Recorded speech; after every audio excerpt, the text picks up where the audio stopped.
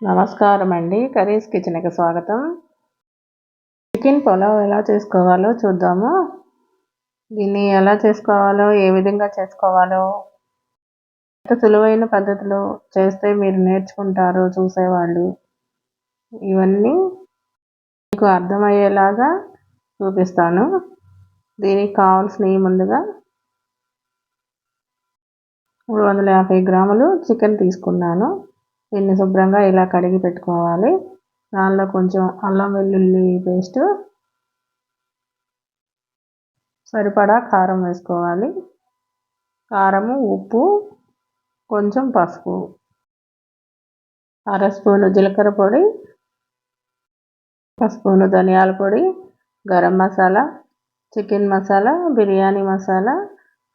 ఇది పెద్దుల్లిపాయ పొడి అండి. పెద్దుల్లిపాయలు ఎండబెట్టి పొడి చేసుకున్నాను. కొంచెం లవంగ చెక్క పొడి, కొంచెం పుదీనా పొడి, కొంచెం కసూరి మేతి పొడి చేసి పెట్టుకున్నాను కసూరి మేతిని.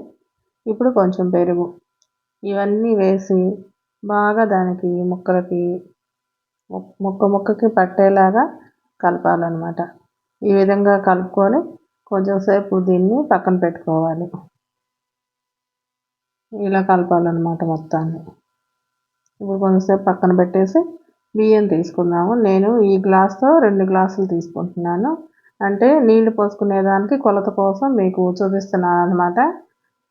కొంచెం ఎక్కువ పండి ఎక్కువ పడిన వార నేను తీసేసాను. అంటే నీళ్లు పోసుకునేదానికి తేడా వస్తుందని తీసేసాను అన్నమాట. ఇప్పుడు ఇలా బియ్యాన్ని 2 సార్లు కడిగి పెట్టుకోవాలి ముందుగా. ఈ విధంగా కడుక్కున్న బియ్యానికి కరెక్ట్గా ఒక గ్లాసు బియ్యానికి గ్లాసున్నర నీళ్లు పోయాలి. అంటే నేను 2 గ్లాసులు బియ్యం తీసుకున్నాను కాబట్టి గ్లాసున్నర లెక్కన 3 గ్లాసులు సరిపోతాయి అన్నమాట. ఈ నీళ్లు పోసేసి ఇంకా ఈ నీళ్ళని అలాగే ఉంచేసి మూత పెట్టేసుకొని కొంచెం సేపు పక్కన పెట్టేసుకుందాము.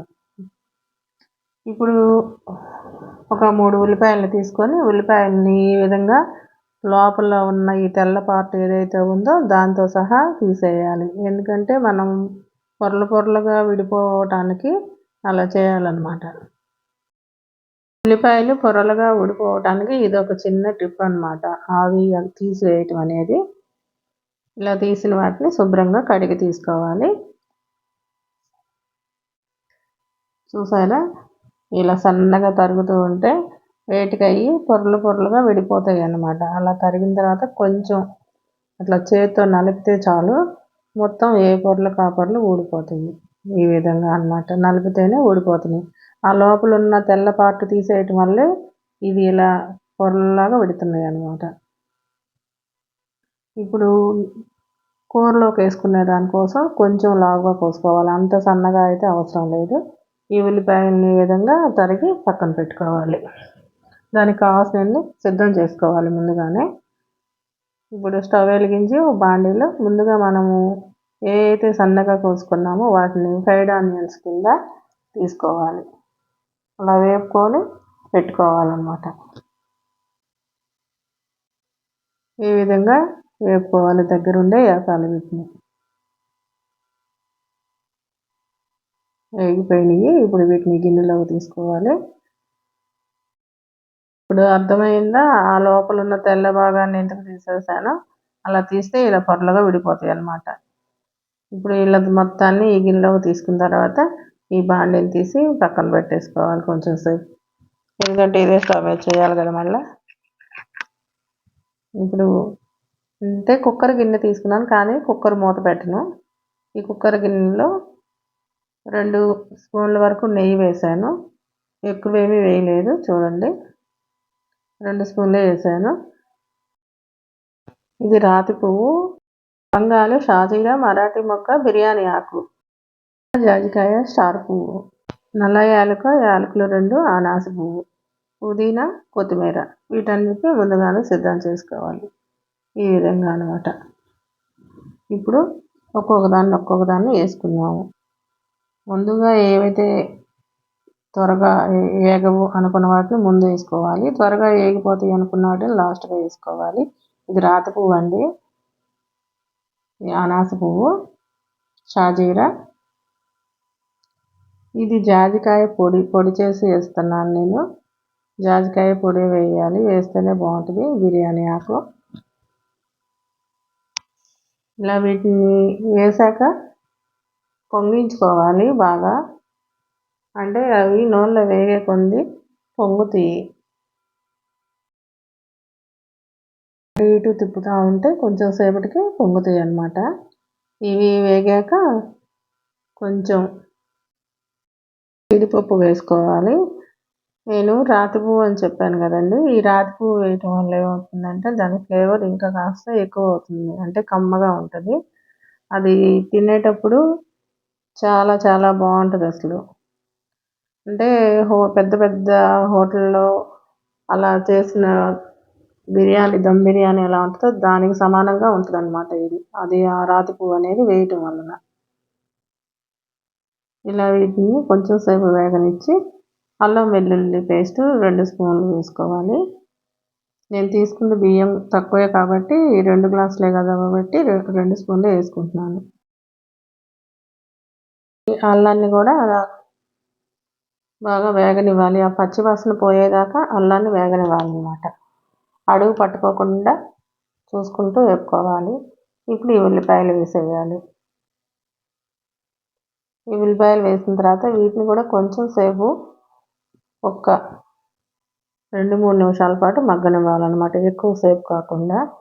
ఆ పచ్చిదనం పోయి కొంచెం మగ్గిని అనుకునేలాగా మగ్గించాలి. అంటే ఎక్కువ కాదు, నీరు పోయి ఉడుకు పట్టింది అన్నంత వరకు వేయించాలన్నమాట. ఈ విధంగా అన్నమాట. 2 నిమిషాలు అయితే సరిపోయింది, ఎక్కువసేపు అయితే అవసరం లేదు ఉల్లిపాయలు.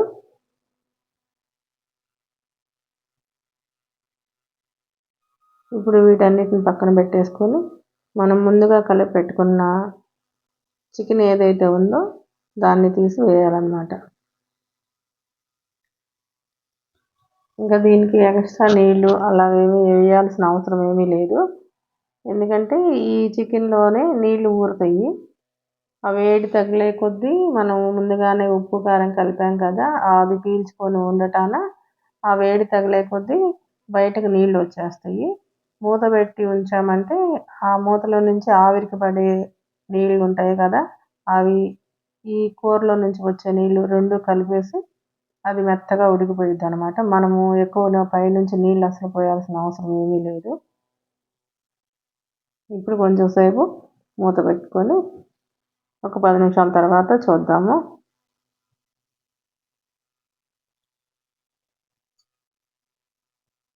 ఇప్పుడు చూసారా ఉడకబెట్టింది. ఇందాక కలిపినప్పుడు ఉల్లిపాయ కొంచెం ఒక రకంగా ఉంది కదా, ఇప్పుడు అసలు మొత్తగా ఉడికిపోయినట్టు అనిపిస్తుంది కదా. ఈ స్టేజీలో ఉన్నప్పుడు కొంచెం కొత్తిమీర, పుదీనా వేసుకోవాలన్నమాట. ఇలా వేసుకొని దీన్ని మళ్ళీ ఇంకొకసారి కలుపుకోవాలి. మళ్ళీ కొంచెం మనం మధ్యలో వేసుకోవాలనుకున్నవి వేసుకోవచ్చు. పచ్చిమిరపకాయలు ఒక 3 ఇలా తుంచేసుకుంటే సరిపోయిద్ది. దాన్ని నిలువుగా చీలికలుగా కొయ్యాల్సిన అవసరం ఏమీ లేదు. మరి ఎక్కువైపోతుంది అన్నంలో కారం. అందుకని దాన్ని అలా తుంచేస్తే పచ్చిమిరపకాయ ఆ ఫ్లేవర్ తగులుతూ ఉంటుంది, కారం తగ్గిపోయిద్ది. అందుకని అలా తుంచేసుకుంటే సరిపోయిద్ది అన్నమాట. ఇలా మూత పెట్టి పావుగంట తర్వాత చూస్తే చూడండి ఎలా ఉందో.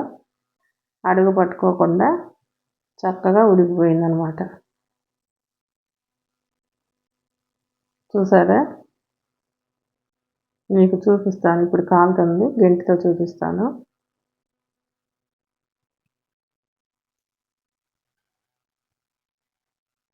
చూసారా ఎలా ఊడిపోయిందో? ఈ విధంగా అన్నమాట.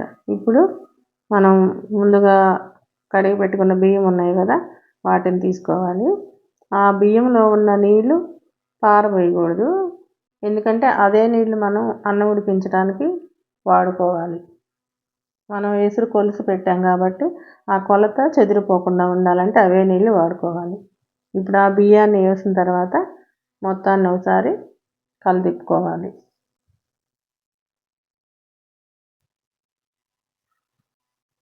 ఇలా మొత్తాన్ని ఒకసారి బియ్యము, మనం ముందుగా వండిన కూర ఇది మొత్తం కలిసిపోయేలాగా కలుపుకోవాలన్నమాట.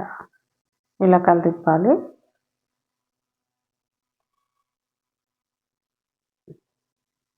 ఈ విధంగా మొత్తం కలిసిపోయింది, ఇంకెక్కడ ఏమీ లేదు అనుకున్న తర్వాత ఆ నీళ్ళు మనం పక్కన పెట్టేసుకున్నాం కదా నీళ్ళు, వాటిని ఈ బియ్యంలో వేసేయాలి.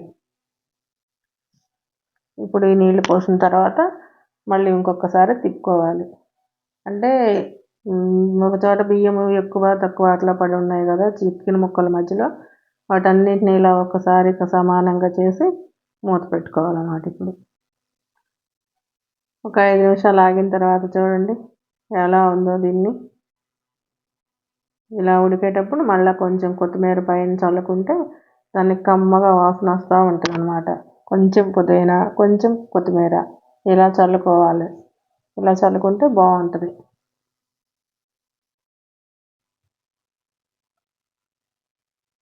ఇప్పుడు కొంచెం సేపు మూత పెట్టి ఇంకొంచెం సేపు ఆ ఉన్న నీరు కూడా లాగేసేదాకా ఉంచుదాము. ఇప్పుడు చూడండి మొత్తం ఎలా అయిపోయిందో, నీరంతా లాగేసింది కదా. ఇప్పుడు మనం ముందుగా ఫ్రైడ్ చేసి పెట్టుకున్న ఆనియన్స్ ఏవైతే ఉన్నాయో ఆ ఆనియన్స్ని ఇలా వేయాలన్నమాట. ఇలా వేసి కొంచెం సేపు ఒక్క నిమిషం మూత పెట్టి ఉంచేసుకుందాము.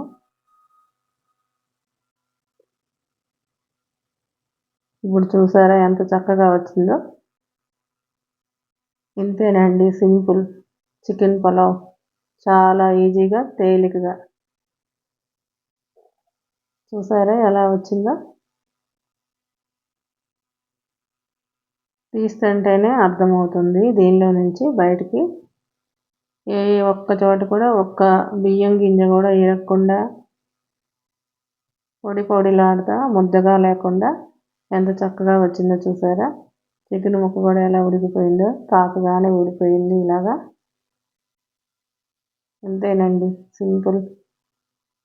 మీలో ఎవరికైనా నా వీడియో కనుక నచ్చితే లైక్ చేయండి, షేర్ చేయండి, సబ్స్క్రైబ్ చేయండి. ఇలాగే నేను చేసే ప్రతి వంట చాలా తేలికగా సులువైన పద్ధతిలోనే ఉంటుందండి. ఎందుకంటే చూసే పిల్లలు నేర్చుకొని వండుకునే పిల్లలే కాబట్టి, తెలిసిన వాళ్ళ కోసం కాదు నేను చేస్తుంది, తెలియని వాళ్ళ కోసం కాబట్టి ఇలా తేలికైన పద్ధతిలో చెప్తున్నాను.